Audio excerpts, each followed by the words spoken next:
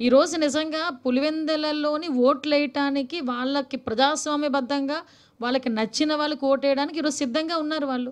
వాళ్ళు కూడా ఆలోచిస్తున్నారు. ఒక బాబాయిని చంపిన వాడికి మేము ఓటేయాలా? అతను ప్రపోజ్ చేసిన ఆ వ్యక్తికి మేము ఓటేయాలా?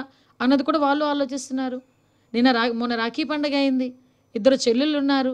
ఇద్దరు చెల్లెల్లోనూ కూడా ఒక చెల్లి కూడా ఎళ్లి రాఖీ కట్టే పరిస్థితి కూడా కనిపించలేదంటే, ఆ చెల్లెల్నే భయపెట్టే పరిస్థితిలో ఉన్న వ్యక్తి బలపరిచిన వ్యక్తికి మేము ఓటేయాలా అన్న ఆలోచనలో పులివెందుల ప్రజలు కూడా ఉన్నారు. ఈరోజు మనం ఆలోచన చేసుకుంటే అంటే తల్లి మీద చెల్లి మీద కూడా ఆస్తి కోసం కోర్టుకెక్కిన మనిషికి మనకి ఏం న్యాయం చేస్తాడని అతను బలపరిచిన వ్యక్తికి ఓటేయాలన్న ఆలోచనలో వీళ్ళు కూడా ఉన్నారు. అంటే నేనేమంటానంటే ఇప్పుడు మీరు కూడా అబ్జర్వ్ చేసుకోవాలి ఒకసారి.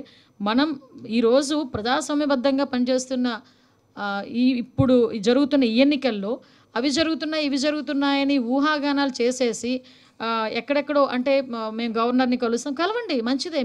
మీకున్న హక్కు ప్రకారం మీరు గవర్నర్ గారిని కలవాలి. గవర్నర్ గారికి రిప్రజెంటేషన్ ఇవ్వండి. ఫ్యాక్ట్‌లు మాట్లాడండి. బయటకొచ్చి కూడా ప్రజల్ని మభ్యపెట్టే విధంగా మాట్లాడొద్దు. మీరు మాట్లాడిన ప్రతి దానికి సమాధానం మా దగ్గరుంది. మళ్ళీ మళ్ళీ చెప్తున్నా. ఎలక్షన్ బూతులు మార్చారని నాకు విషయం ఏంటంటే అవినాష్ రెడ్డి గారు కూడా చదువుకున్నారు. ఇన్ని సార్లు ఎంపీ చేశారు. ఆయనకి ఎలక్షన్ రూల్స్ తెలుసు. పోలింగ్ బూత్ మార్చడంలో ఎవరి ప్రమేయం ఉంటుందన్న సంగతి ఆయనకి కూడా తెలియాలి. జగన్మోహన్ రెడ్డి గారు ఎంపీగా చేశారు. ఒక సీఎం చేసిన వ్యక్తికి పోలింగ్ బూతులు మార్చాలంటే ఏం చేయాలి? ఎలా జరుగుతుందన్న సంగతి తెలీదా? ఈరోజు వచ్చి కూటమి ప్రభుత్వం మీద బురద జల్లేదానికి విపరీతమైన ప్రయత్నాలు చేస్తున్నారు.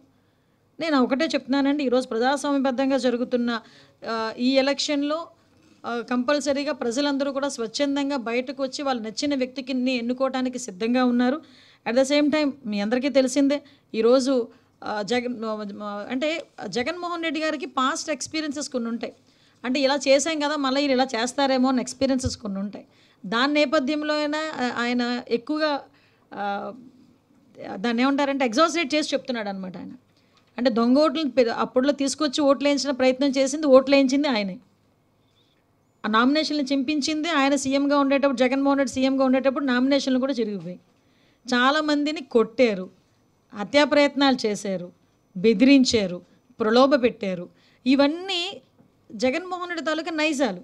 మేము ఈరోజు ప్రజాస్వామ్యబద్ధంగా ఎలక్షన్స్ నిర్వహిస్తున్నాం. దీనిలో ఎటువంటి అపోహలు పడాల్సిన అవసరం లేదు. ప్రజలందరూ స్వచ్ఛందంగా పులివెందుల ఒంటిమిట్టలో ఉన్న ప్రజలందరూ కూడా స్వచ్ఛందంగా వచ్చి వాళ్ళకి నచ్చిన వ్యక్తికి ఓటేసుకునే హక్కు, ఆ అవకాశం కూడా గవర్నమెంట్ కల్పిస్తుంది.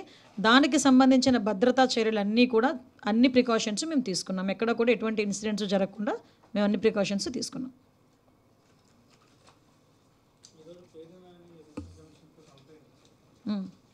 ఏమని